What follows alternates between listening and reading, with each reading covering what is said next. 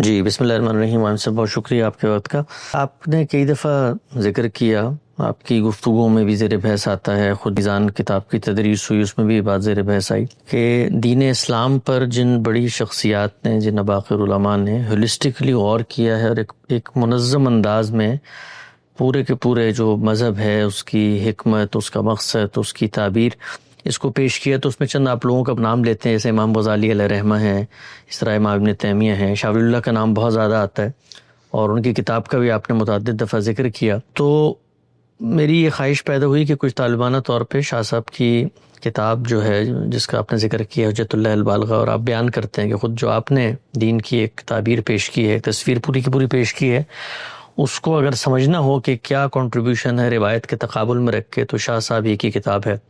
تو شاہ ولی اللہ کو آپ بہت ہی بلند مقام پر پیش کرتے ہیں، ان کی کتاب کا بھی ذکر کرتے ہیں، اور گزشتہ سال آپ نے گفتگو میں اس خواہش کا بھی اظہار کیا کہ کبھی موقع ملے زندگی میں تو شاہ صاحب کی کتاب حجت اللہ البالغی باقاعدہ پڑھائیں. تو میرے ہاں یہ خواہش پیدا ہوئی کہ میں شاہ صاحب کی یہ جو کتاب ہے، اس کے اندر جو مباحث ہیں، اس کی مختلف شروحات اور چیزیں میں نے دیکھی ہیں، وہ آپ کی خدمت میں رکھوں، اور یہ بھی جانوں کہ شاہ صاحب خود کیا بات کہہ رہے ہیں، اس کے پس منظر کو بھی سمجھوں، اور خود آپ ان مباحث کو کیسے دیکھتے ہیں اس پر بھی ایک سرسری سا تبصرہ آ جائے.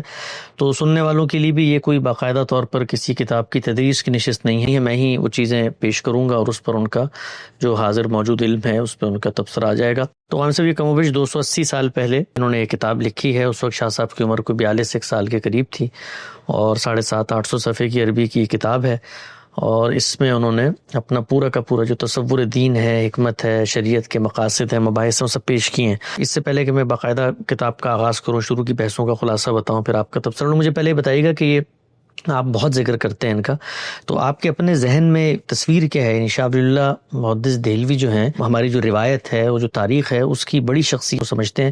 خود آپ کے کب کے زمانے میں یہ مطالعے میں آئے شاہ صاحب، اور اثر کیسے پیدا ہوا، یعنی کیسے تاثر ہوا کہ اتنے علماء پیدا ہوئے، کتابیں بھی لوگوں نے لکھی، یعنی شاہ صاحب کی جو بلندی ہے یہ آپ کے دل و دماغ پہ کیسے، کب، کیوں نقش ہوئی؟ کچھ یاد ہے آپ کو؟ متعین طور پر تو اب یاد نہیں ہے کہ کتاب میں نے کس زمانے میں پڑھی ہے، لیکن وہ بہرحال ابتدائی طالب علمی کا زمانہ تھا. بعد میں بار بار مراجعت کا موقع بھی ملا ہے. بعض مباحث پر جب میں نے کام کیا تو اس وقت بھی اس کے بہت سے ابواب دوبارہ دیکھے ہیں. میزان کی تصنیف کے زمانے میں کہا جا سکتا ہے کہ ہر باب کو بار بار دیکھا ہے، پڑھا ہے، سمجھنے کی کوشش کی ہے، اس لیے کہ وہ بہرحال ہماری تاریخ کا ایک بڑا بیان ہے.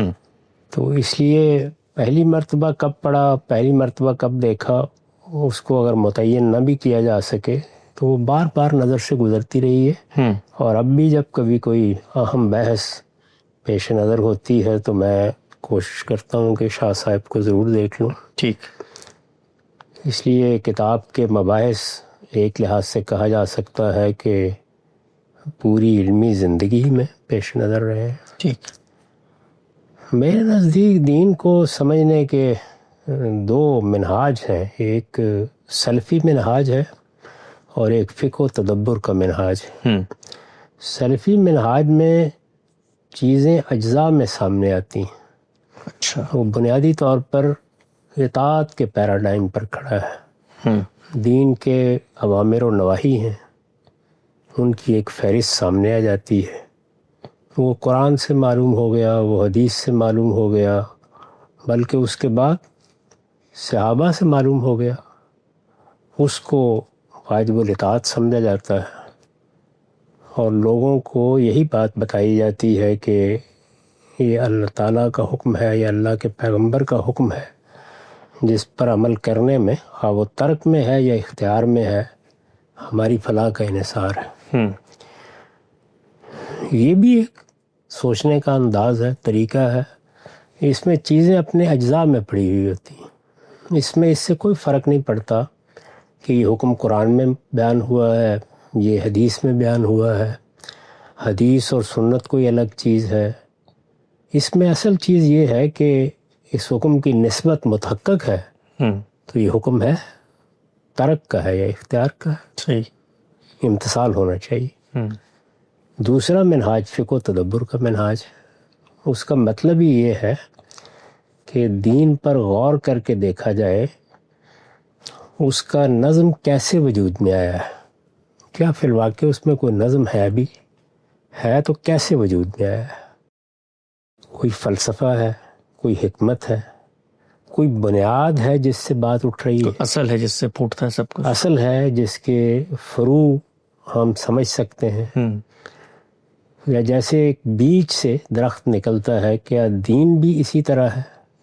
وہ ایک نظام فکر ہے یا مجموعہ احکام ہے؟ بہت اہم بات ہے۔ جیسے قرآن مجید کے بارے میں یہ بحث رہی ہے نا کہ وہ مجموعہ آیات ہے یا اس میں ہر سورہ اپنا ایک نظم رکھتی ہے، خود اس کی اپنی ترتیب میں ایک نظم ملحوظ ہے، تو یہ دو زاویہ ہے نظر ہے۔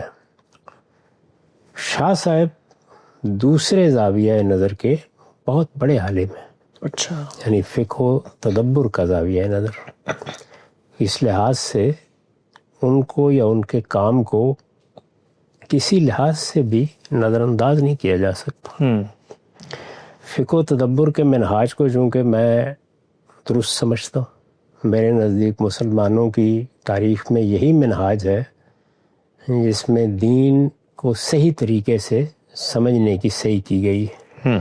اس منہاج میں شوافع نے اس طرح سمجھا، احناف نے اس طرح سمجھا، متکلمین نے اس طرح سمجھا، یہ اختلافات ہو سکتے ہیں، لیکن یہ منہاج بنیادی طور پر دین کو ایک نظام فکر کی حیثیت سے دیکھتا ہے۔ اچھا، مجھے ہو سکتا ہے کہ اس نظام فکر سے اتفاق نہ ہو جو آپ نے سمجھا ہے، اور جو میں نے سمجھا اس سے آپ کو اتفاق نہ ہو، لیکن قدر مشترک یہ ہے کہ یہ ہے ایک نظام فکر۔ اس سے بڑا غیر معمولی فرق واقع ہوتا ہے، یعنی اس سے چیزوں کی ترتیب معلوم ہوتی ہے، ان کا باہمی تعلق معلوم ہوتا ہے، ان کی قدر متعین ہوتی ہے۔ اچھا، یعنی قدر فلسفیانہ مفہوم میں چیز پاؤ ہے، سیر ہے، وہ کامل ہے، ناقص ہے، متعلق ہے، غیر متعلق ہے، یعنی یہ سب چیزیں اس وقت تک طے نہیں ہو سکتی جب تک آپ اس کو اس طرح ایک نظام فکر کے طور پر نہ دیکھیں۔ اجزاء میں پڑی ہوئی چیزیں تو اپنے جزو کے لحاظ سے کوئی اپنی قدر متعین کرتی ہیں، لیکن وہ مثال کے طور پر مسالہ ہے، وہ بکھرا پڑا ہے، لیکن اس کو جب آپ ترتیب دے کے ایک عمارت کی صورت دے دیتے ہیں تو اس میں ہر چیز اپنی ایک جگہ پر چلی گئی ہے، اب اس کو اس کی جگہ کے لحاظ سے اس کی قدر متعین کی جاتی ہے، بالکل، نہ کہ الگ سے پڑی ہوئی چیز کے طور پر۔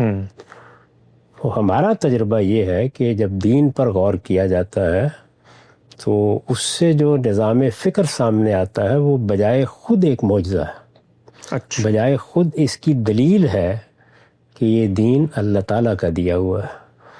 وہ نظام فکر اس درجے کا ہے، اتنا محکم ہے، اس طریقے سے اپنے اجزاء میں مربوط ہے کہ دنیا میں کسی فلسفے کو، کسی نظام فکر کو اس کے مقابلے میں پیش نہیں کیا جا سکتا، اور یہ معلوم ہی تب ہوتا ہے جب وہ حد اعجاز کو پہنچا ہوا ہے۔ تو اس طرح سے کہا جا سکتا ہے کہ دین کا داخلی مطالعہ، یعنی دین کو سمجھنے کا یہ عمل، فقہ و تدبر کے منہاج پر دین کو سمجھنے کا عمل بجائے خود دین کے برحق ہونے کی دلیل بن جاتا ہے۔ اچھا، تو یہ میرے نزدیک یا ہمارے نزدیک کہیے، یہ اتنی بڑی چیز ہے۔ استاد امام بھی اس کو ایسے ہی دیکھتے تھے، شاہ ولی اللہ بھی ایسے ہی دیکھتے ہیں، امام غزالی بھی ایسے ہی دیکھتے ہیں، ابن تیمیہ بھی ایسے ہی دیکھتے ہیں۔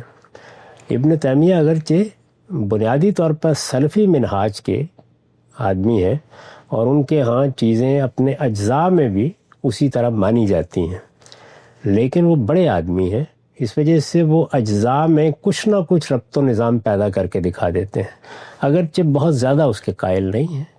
شاہ صاحب کے ہاں اس طرح نہیں، شاہ صاحب ہماری پوری علمی روایت کے اندر کھڑے ہیں، یعنی اس میں جو شریعت پہ کام ہوا ہے اور جس طریقے سے خاص طور پر احناف نے، شوافع نے اس کا ربط و نظام پیدا کیا ہے، یعنی وہ کیا قواعد عامہ ہے جو دین کی دعوت میں یا اس کی شریعت میں کار فرما ہیں، وہ اصول میں کس جگہ ٹھہرتے ہیں، وہ اپنے فروع سے کیسے متعلق ہوتے ہیں، پھر اس میں چیزوں کی قدر و قیمت کیسے متعین ہوتی ہے، یہ بھی ان کے پس منظر میں ہے. یعنی ایسا نہیں ہے کہ وہ فقہ و تدبر کے منہاج میں شریعت پر جو کام ہوا ہے اس سے مختلف کسی جگہ سے آئے ہیں، اس کے اندر پیدا ہوئے ہیں جی، تو اس لیے وہ اس پوری روایت سے واقف ہے. سلفی منہاج میں بڑی اہمیت حاصل ہو گئی روایت کو، روایت سے وہ خود بھی متاثر ہوئے ہیں. خاص طور پر انہوں نے جب حرمین کا سفر کیا ہے، یہ معلوم ہوتا ہے کہ اس کے بعد ان میں بڑی تبدیلی آئی ہے.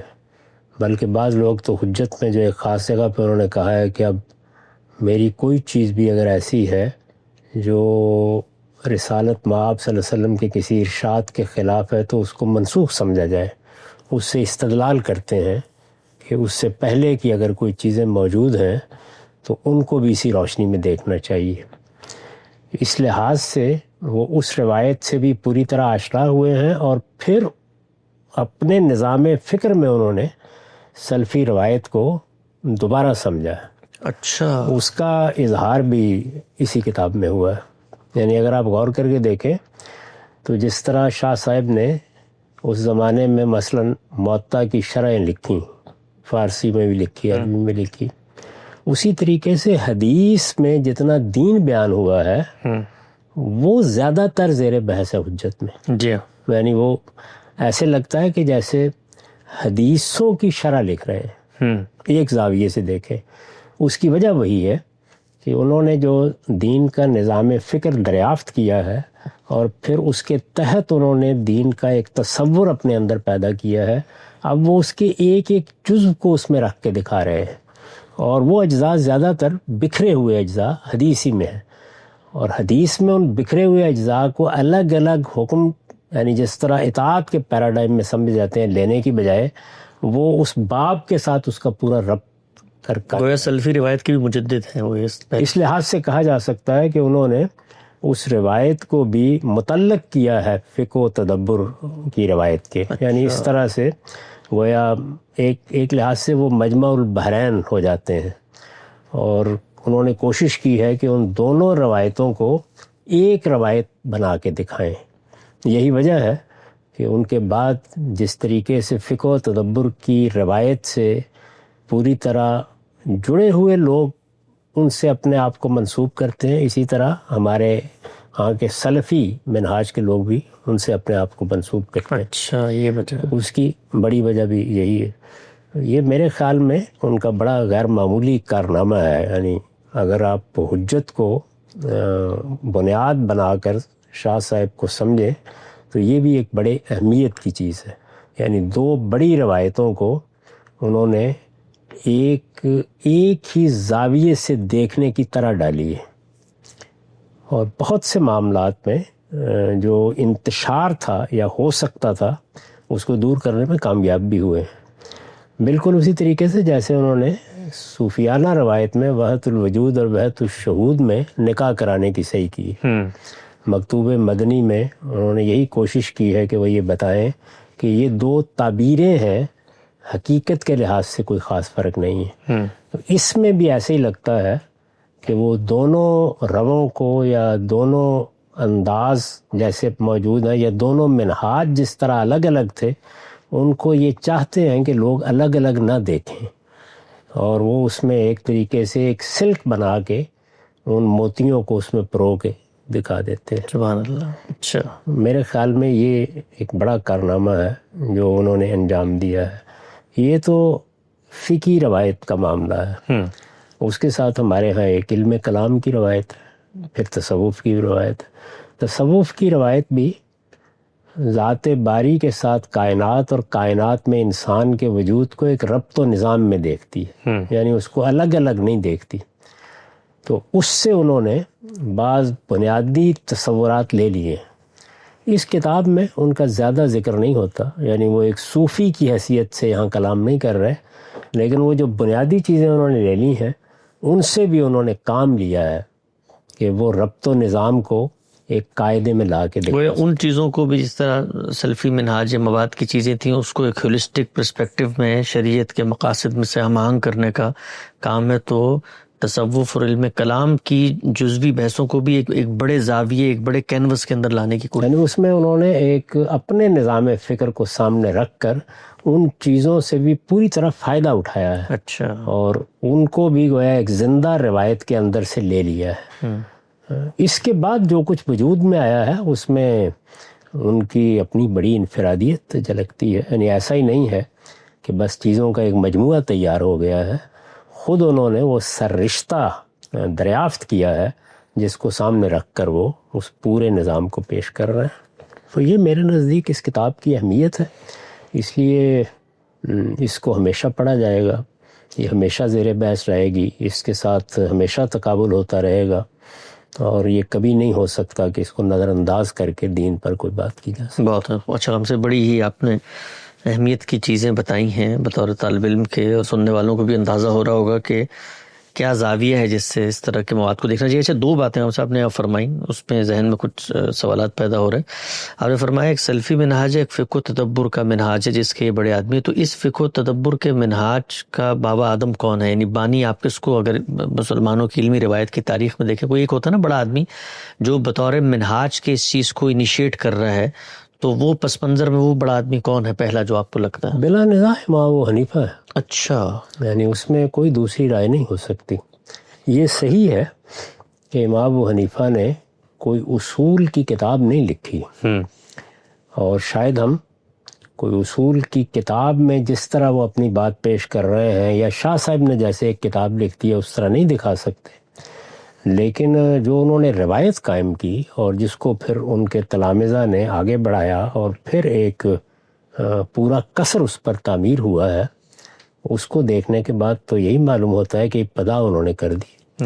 امام شافعی کو البتہ یہ امتیاز حاصل ہے کہ انہوں نے باقاعدہ اس منہاج کو ترتیب دینا چاہا ہے, اور اس کو ترتیب دیتے وقت چونکہ وہ روایت سے میری مراد جو سلفی روایت ہے جی, اس سے زیادہ وابستہ ہے, تو ایک نوعیت کا کام انہوں نے بھی اس زمانے میں یہ کیا کہ جو حنفی منہاج ہے فقہ و تدبر کا اور جو سلفی منہاج ہے اس کو ایک ایسی جگہ پہ رکھ دیا جو بعد میں علم کو متاثر کرنے کا ذریعہ بنا. اچھا. اور اسی وجہ سے آپ دیکھیں بڑے بڑے لوگ ہمارے یہاں ہوئے ہیں وہ زیادہ تر شافعی جو فکری لوگ ہیں. ٹھیک. اچھا, ایک اور ہم سے آپ نے بھی بات فرمائی کہ جب دین کو متفرق احکام یا متفرق اجزاء کی حیثیت سے دیکھا جاتا ہے تو وہ تو خیر ایک ہدایت دی, اس پہ عمل درآمد ہو گیا, لیکن جب اس کا یوں مطالعہ کیا جائے ہولسٹیکلی تو خود اس کا باہمی ربط و نظام, اس کی علتوں کا آپس میں ایک گندہ ہونا, ایک تعلق, پھر وہ جو مقصد ہے دین کا وہ سب پھوٹتا ہے. یہ خود دین کی حقانیت کے ثبوت کا ایک ذریعہ بن جاتا ہے. تو یہ تھوڑا سا میں اس پہ چاہتا ہوں کہ یہ بات جو آپ کر رہے ہیں, یہ مثال طور پہ قرآن مجید بھی کہتا ہے کہ بھئی اس کے اندر باطل نہیں آ سکتا کہیں سے, اور اس میں تم اختلاف نہیں دکھا سکتے. تو فقہ و تدبر کا منہاج ہولسٹکلی جب دین کو پیش کرتا ہے, اور دین ایک مجموعہ نظام فکر میں ڈھل کر اصل سے فرع تک کا ایک اصولی کنسسٹنٹ سفر, تو یہ خود یہ بات یہ بتاتا ہے کہ یہ خدا کی طرف سے آئی ہے, اس میں دو چیزیں متضاد نہیں ہو سکتی, اختلاف نہیں ہو سکتا, احکامات کا ریشنل مقصد, علت, غرض و غایت وہ ایک ہے. تو اس پہلو سے آپ فرماتے ہیں کہ جب یہ فقہ و تدبر کی روح سے دیکھ کر ایک منہاج ڈیولپ ہوگا تو اس میں مقصود یہ ہے کہ بتایا جائے کہ یہ اللہ ہی کی ہدایت ہے, دیکھو اس میں آپس میں نہ اختلاف ہے اور ایک بڑے مقصد کی طرف لے کے جا رہے ہیں. یہ تو ایک پہلو ہے. اس کے نتیجے میں آپ کے ایمان میں ازدیاد ہوتا ہے, یہ معلوم ہوتا ہے کہ یہ چیز انسان کے لیے ممکن نہیں تھی. اس طرح کا ایک فلالیس نظام وجود میں آ جائے جو اپنے فلسفے سے لے کر اوپر تک محکم بنیادوں پہ کھڑا ہو, جس میں کسی جگہ کوئی تضاد نہ دکھایا جا سکے. یہ اپنی جگہ پر ایک بڑی دلیل ہے, لیکن اسی کے ذریعے سے دین کے ساتھ سچی وابستگی بھی پیدا ہوتی ہے. یعنی دین پر آپ نے عمل کرنا ہے اور دین کو علم کی حیثیت سے بیان کرنا ہے. علم کی حیثیت سے اگر آپ بیان کریں گے تو مجموعہ اقوال میں تو اقوال سنا دیں گے, مجموعہ احکام میں احکام سنا دیں گے. آپ زیادہ سے زیادہ ایک بڑی تقسیم کر دیں گے, یہ عقائد ہیں, یہ احکام ہیں, یہ اوامر ہیں, یہ نواہی ہیں. لیکن جس وقت آپ اس کو اس کی بنیاد سے اٹھا کے بتائیں گے کہ وہ کہاں سے شروع کرتا ہے اور کہاں تک جاتا ہے, تو اس سے خود دین کے ساتھ دین کو سمجھنے والے کا ایک علم کی حیثیت سے اور اس پر عمل کرنے والے کا ایک بندہ مومن کی حیثیت سے جو تعلق پیدا ہوتا ہے وہ بڑے انشراح اور بڑے انبساط کا باعث بنتا ہے.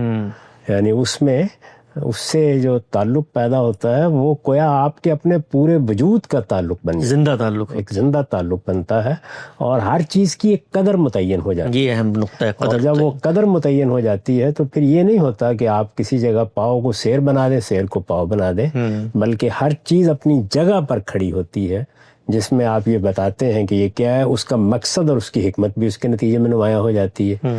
تو اس وجہ سے کسی بھی زمانے میں جو لوگ اس طرح دین کو سمجھتے ہیں وہ دین کی مدافعت کر سکتے ہیں. دین سے انحرافات اگر پیدا ہوں گے تو ان کا وہ جواب دے سکتے ہیں اور یہ بتا سکتے ہیں کہ یہ دین یہ ہے اور دین اس چیز کو اس طریقے سے دیکھتا ہے. ٹھیک، بالکل نقطہ واضح ہو گیا. اچھا، ہم سب میرے سامنے کتاب موجود ہے، مولانا سعید احمد پالنپوری صاحب نے اس کا ترجمہ کیا ہے. چونکہ سننے والے زیادہ تر میرے جو ہیں وہ اردو ہی کے ہوتے ہیں، تو میں چاہوں گا کہ میں مختصر سی عبارت پڑھ کے جو سوالات ہیں وہ آپ کی خدمت پر رکھوں. شاہ صاحب کی کتاب حجت البالغہ شروع ہوتی ہے، آپ لکھتے ہیں کہ تمام تعریفیں اس اللہ کے لیے ہیں جس نے مکلف مخلوق جن و انس کو مذہب اسلام اور راہیابی پر پیدا کیا اور سیدھی، نرم، آسان اور روشن ملت پر ان کی تخلیق فرمائی. پھر ان پر نادانی چھا گئی اور وہ انتہائی پستی میں جا پڑے اور بدبختی نے ان کو دبوچ لیا. بس اللہ تعالیٰ نے ان پر مہربانی فرمائی اور ان کے ساتھ لطف و کرم کا معاملہ فرمایا اور ان کی طرف حضرات انبیاء کو مبعوث فرمایا تاکہ اللہ تعالیٰ ان کو تاریکیوں سے روشنی کی طرف اور تنگی سے کشادگی کی طرف نکالے. اور اللہ اپنی فرما برداری کو انبیاء کی فرما برداری کے ساتھ معلق کر دیا. بس کیا کہنے انبیاء کی بزرگی اور بلندی کے. پھر اللہ تعالیٰ نے انبیاء کرام کے متبعین میں جس کو چاہا ان کے علوم کو اٹھانے کی اور ان کی شریعتوں کے رموز کو سمجھنے کی توفیق بخشی.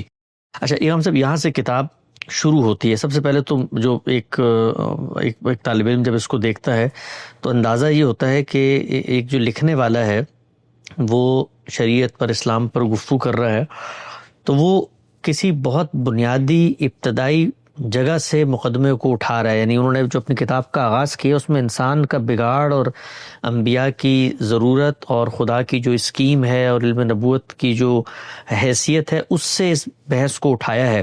تو اس سے یعنی کیا پیش نظر مقصود آپ کو لگتا ہے کہ یعنی یہی اصل میں بنیادی مقدمہ نا؟ سب سے پہلے تو آپ کو یہی بتانا پڑے گا بھئی جس اسلام یا علم کے آپ حامل ہیں اس کی ضرورت کہاں سے پیش آتی ہے. تو انہوں نے بتایا کہ اصل چیز یہ ہے کہ اللہ نے ہمیں فطرت پر پیدا کیا. یہ ہم سے جو عربی کے الفاظ اس میں ہیں وہ اعلیٰ ملت الحنیفیہ کے الفاظ ہیں.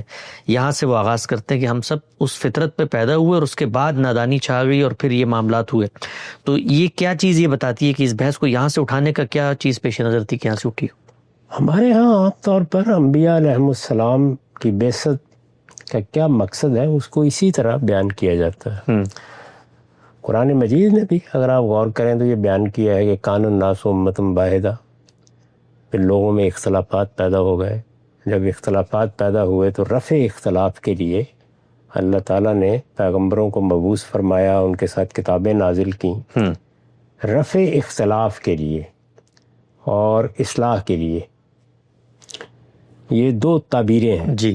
تو عام طور پر یہ سمجھا جاتا ہے کہ خرابی بڑھ گئی، لوگ دین سے بیگانہ ہو گئے، انہوں نے اس کو چھوڑ دیا، توحید کے بجائے شرک کو مثال کے طور پر اختیار کر لیا، اخلاقی حدود کی پیروی نہیں کی، ان کی طرف سے دوسروں کے ساتھ زیادتی ہونے لگ گئی. تو اللہ تعالیٰ نے انسان کا ہاتھ پکڑا، اس کی رہنمائی فرمائی. یہ ہمارے یہاں کا عمومی بیان ہے. ٹھیک. اس میں شاہ صاحب کوئی منفرد نہیں ہے. میں اس معاملے کو ذرا مختلف زاویے سے دیکھتا ہوں. میرے نزدیک اللہ تعالیٰ نے انسان کو اس کی فطرت میں جو الہام دیا ہے اس پر بھی چھوڑا ہے. اچھا. چنانچہ ایک بڑی دنیا ایسی ہے جس کو آپ دیکھیے تو اس میں پیغمبروں کی دعوت نہیں پہنچی. خود قرآن مجید یہ بیان کرتا ہے کہ قیامت میں بعض لوگ یہ عذر پیش کر سکتے ہیں کہ ان کو یا ان کے آبا کو تو کوئی انذار کرنے والا، بتانے والا نہیں ملا، ان تک یہ بات نہیں پہنچی. تو اس سے یہ بات بالکل واضح ہو جاتی ہے کہ انسان میں یہ صلاحیت رکھی گئی ہے کہ وہ اگر اپنی فطرت کے الہامات کی روشنی میں کوئی انحراف اختیار کیے بغیر اپنی راہ تلاش کرنا چاہے تو بالاجمال وہ راہ اس کے سامنے موجود ہے، اور اس کی بنیاد پر بھی اس کا مواخذہ ہوگا، تو اس سے پوچھا جائے گا۔ چنانچہ ہم لوگ بطور اصول یہ بات مانتے ہیں کہ فطرت میں جو احکام دیے گئے ہیں ان کے لیے بھی انسان جواب دہ ہے۔ صرف یہی نہیں ہے کہ پیغمبر آئیں گے تو پھر جواب دہ ہوگا، بلکہ ان کے لیے بھی جواب دہ ہے۔ وہ احکام بالاجمال ہیں، ان میں وہ تفصیلات نہیں ہیں، لیکن یہ بات بالکل صحیح ہے، قرآن مجید نے بھی بیان کیا ہے کہ اللہ تعالیٰ نے انسانوں کو ان کے انحرافات ہی پر خبردار کرنے کے لیے پیغمبر بھیجے۔ اچھا، جب یہ کہا جا رہا ہے کہ کان الناس امتم واحدہ، انسان ایک ہی دین پر تھے، ایک ہی ہدایت پر تھے، اس ہدایت کو لے کر وہ دنیا میں آئے، اس سے انہوں نے ابتدا کی، جیسے کہ وہ بیان کر رہے ہیں، یعنی وہ ایک ملت حنیفیہ ہی پر تھے۔ ٹھیک، اللہ تعالیٰ نے سیدنا آدم علیہ السلام کو، جیسے کہ قرآن بیان کرتا ہے، الہام سے نوازا، پیغمبری سے نوازا، برگزیدہ کیا، ان سے ابتدا ہوئی۔ یہ بیان کیا نا کہ بث منہم رجالا کثیرا ونساء، تو اس سے صاف یہی معلوم ہوتا ہے کہ انسان نے ابتدا کی تو اس وقت وہ توحید پر تھا، صحیح دین پر تھا، فطرت پر تھا، یعنی فطرت کے اندر جو الہام کیا گیا ہے اس کا بالکل درست ظہور ہوا، اور ابتدا ہی میں جو اس کو رہنمائی چاہیے تھی وہ اللہ تعالیٰ کی طرف سے دے دی گئی۔ اس لحاظ سے اگر آپ دیکھیے تو صدیوں کے فاصلے نے اگرچہ بودھ پیدا کیا ہے، لیکن کسی حد تک وہ روایت لے کر ہی انسان دنیا میں پھیلے ہیں۔ قرآن مجید بھی یہی کہتا ہے کہ پھر اختلافات پیدا ہو گئے، تو اختلافات جب پیدا ہو گئے تو تب اللہ تعالیٰ نے انبیاء علیہ السلام کے ذریعے سے انذار کیا اور کتابیں اتاری، صحیفے اتارے تاکہ اختلافات ختم ہو جائیں۔ تو اس کو بیان کیا کہ یہ اس لیے اتارے گئے ہیں لیحکم بین الناس فی ما اختلفوا فیہ۔ تو اس لحاظ سے یعنی میں اس کو بیان کروں گا تو اس طریقے سے بیان کروں گا، میرے نزدیک اللہ تعالیٰ کی ہدایت تینوں سطحوں پر موجود ہے۔ اچھا، یعنی وہ فطرت کی سطح پر تو موجود ہے ہی، اور فطرت کی سطح ہی پر بعض جگہوں پہ لوگ اس کے لیے مسئول بھی ہیں، جواب دہ بھی ہیں۔ یہ جو آپ دیکھتے ہیں کہ آسٹریلیا میں بہت سے لوگ تھے جو معلوم نہیں صدیوں سے وہاں آباد تھے، جب موجودہ زمانے کے لوگ وہاں یا مسیحی خاص طور پر گئے تو انہوں نے ان کو دیکھا۔ اسی طرح سے امریکہ میں صدیوں سے لوگ آباد ہیں، اور بھی بہت سے علاقے ہیں جن کے ہاں کوئی بظاہر روایت نہیں ملتی قریبی زمانے میں، بلکہ ہزاروں سال میں بھی نہیں ملتی، جس میں کسی پیغمبر نے ان پر حجت تمام کی ہو، وہ فطرتی پر چھوڑ دیے گئے۔ یہ بالکل ایسے ہی ہے جیسے اللہ تعالیٰ انسانوں کو پیدا کرتا ہے، کسی کو بچپن میں لے جاتا ہے، کسی کو جوانی میں لے جاتا ہے، کسی کو بڑی عمر دیتا ہے۔ تو اس کا مطلب یہ ہے کہ جس کو جتنا موقع دیا گیا اس کے لحاظ سے ہی مسئول ہے، تو ان کو فطرت پر، اس کی ہدایت پر چھوڑ دیا گیا ہے۔ ان کے لیے دونوں پہلو ہیں، یعنی انہوں نے فطرت ہی کی رہنمائی میں کیسی زندگی بسر کی، یہ ان کے لیے باعث اجر ہوگی، اور فطرت کی رہنمائی سے کہاں کہاں جانتے بوجھتے یا سرکشی کی بنیاد پر انحراف کیا، اس پر وہ مواخذے میں بھی آئیں گے۔ البتہ بہت سے معاملات میں رعایت بھی ہو جائے گی، اس لیے کہ ان کو کوئی اللہ تعالیٰ کی طرف سے پھر رہنمائی بعد میں نہیں پہنچی۔ دوسرے وہ لوگ ہیں اور بڑی تعداد میں جن کو پیغمبروں کے ذریعے سے رہنمائی پہنچ گئی، وہ کتابوں کی صورت میں بھی ہے، وہ پیغمبروں کے آثار کی صورت میں بھی ہے، وہ ان کی قائم کردہ سنن کی صورت میں بھی ہے۔ وہ رہنمائی تفصیلی ہے، اس میں ایک پورا نظام فکر ہے، اور زیادہ تر انسانیت اس سے متمتع ہوئی ہے، ہو سکتی ہے۔ پیغمبروں کی ایک پوری کی پوری تاریخ ہے، اس میں اللہ تعالیٰ نے پہلے مرحلے میں ہر قوم میں پیغمبر بھیجے ہیں، دوسرے مرحلے میں پھر ابراہیم کی اولاد میں پیغمبری کو، نبوت کو بتدریج خاص کیا ہے، اور ایک پورے علاقے میں جو دنیا کے وسط میں ہے اپنی توحید کے مراکز بنائے ہیں، اور قوموں کے ذریعے سے دنیا کی قوموں تک پیغام پہنچایا ہے۔ تو یہ اہتمام بھی ہوا ہے۔ پھر انسان کو اس کے ساتھ یعنی اس کی فطرت کے الہامات کے ساتھ عقل دی گئی ہے۔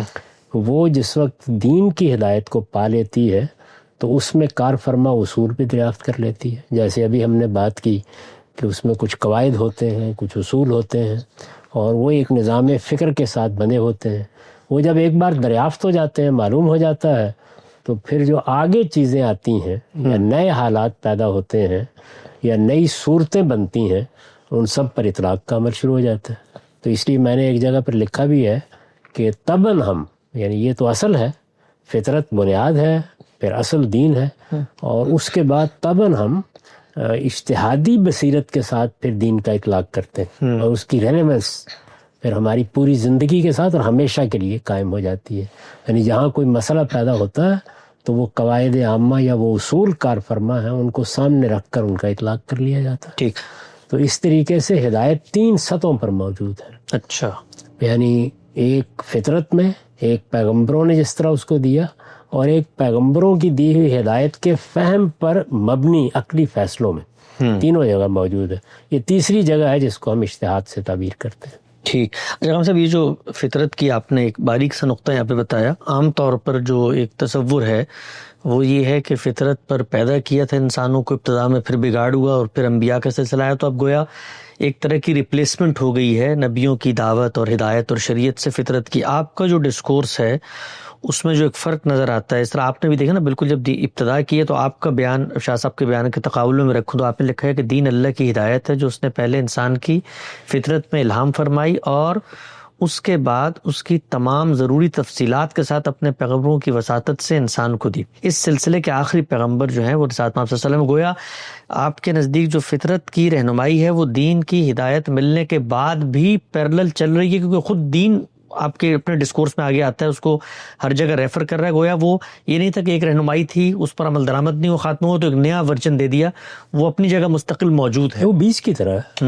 یعنی اسی کے اندر سے یہ ساری چیزیں پھوٹی ہیں. چنانچہ ہر جگہ اللہ تعالیٰ جب دین کو بیان کرتے ہیں تو اس سے اس کو مربوط کر کے دکھاتے ہیں، بلکہ بطور اصول یہ کہتے ہیں کہ یہ در حقیقت اسی فطرت کا بیان ہے جس کو میں دین قیم کہہ رہا ہوں. فطرت اللہ التی فطر الناس علیہا ذالک الدین القیم، تو خود یہ بیان فرمایا.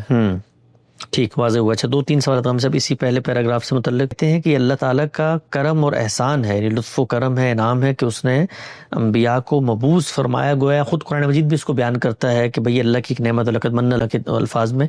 تو یہ چیز کہ بھئی اللہ تعالیٰ کا پورا اعتماد تھا. مثال کے طور پہ اگر انسان فطرت ہی پہ رہتے تو معاملات چلتے رہتے، بگاڑ پیدا کیا تو اس کے بعد احسان و عنایت ہوا، ورنہ اللہ تعالیٰ چاہتا تو بگاڑ کے بعد بھی لوگوں کو فطرت پہ چھوڑ دیتا. دونوں پہلو ہیں، یعنی انسان کی فطرت میں جو کچھ الہام ہے وہ بالاجمال کافی تھا. اصل میں اس بیج سے درخت کو پھوٹنا چاہیے تھا، وہ خود پھوٹتا، یعنی اب بھی پھوٹتا ہے. یعنی یہ جو آپ فلسفیوں کی چیزیں دیکھتے ہیں یا دوسرے اہل علم کو جو دین سے اس طرح روشنی نہیں لیتے، آخر دنیا کے مسائل حل کرتے ہوئے دیکھتے ہیں. بالکل، یہ اللہ تعالیٰ کا دیا ہوا علم ہی ہے جس کا ظہور ہوتا ہے. لیکن چونکہ بغیر ہدم والا کتاب منیر ہوتا ہے تو اس میں پھر انسان بڑی غلطیاں بھی کرتا ہے. تو یہ پہلو تو ہے ہی.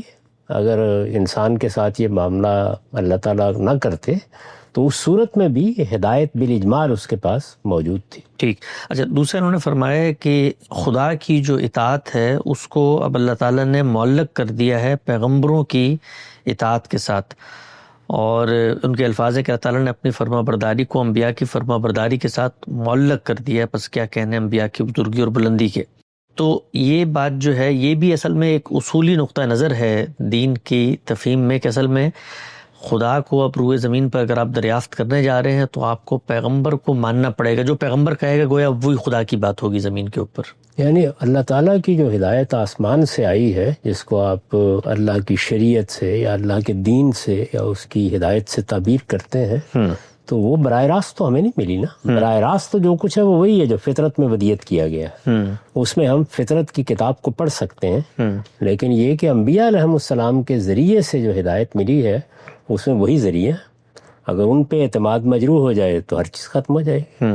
تو وہ اللہ کی طرف سے ہمیں یہ بتا رہے ہیں کہ ان کے ساتھ رابطہ کیا گیا ہے، ان پر وحی ہوئی ہے، ان کے لیے حقائق کھول دیے گئے ہیں، ان کو ملائے اعلیٰ کی حقیقتوں سے باخبر کیا گیا ہے، اور اس طرح پھر وہ پورے اذعان کے ساتھ و اعتماد کے ساتھ گویا شاہد بن گئے ہیں اس پر. جیسے کہ قرآن بیان کرتا ہے کہ لِتَكُونُوا شُهَدَاءَ عَلَى النَّاسِ اور وَيَكُونَ الرَّسُولُ عَلَيْكُمْ شَهِيدًا. تو گویا رسول نے گواہی دی ہے تمہارے اوپر، حقائق کو جیسے اس نے دیکھا ہے اس نے پھر تم تک اس کو پہنچا دیا ہے.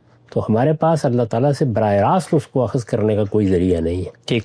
تو اس لیے رسول ہی پر ہم اعتماد کرتے ہیں، اور یہی وجہ ہے کہ میں نے بھی یہ لکھا ہے کہ دین کا تنہا ماخذ اس زمین پر محمد الرسول اللہ کی ذات والا صفات، اب قیامت تک کیونکہ انہی کی نبوت ہے، تو اس وجہ سے دین حاصل ہی ان سے کیا جائے گا، اور ہمارے پاس کوئی ذریعہ نہیں۔ بالکل ٹھیک ہے، جو بات شاہ صاحب نے لکھی ہے وہی بات، یعنی اس کا جو حاصل ہے وہ آپ کے نزدیک بھی وہی ہے۔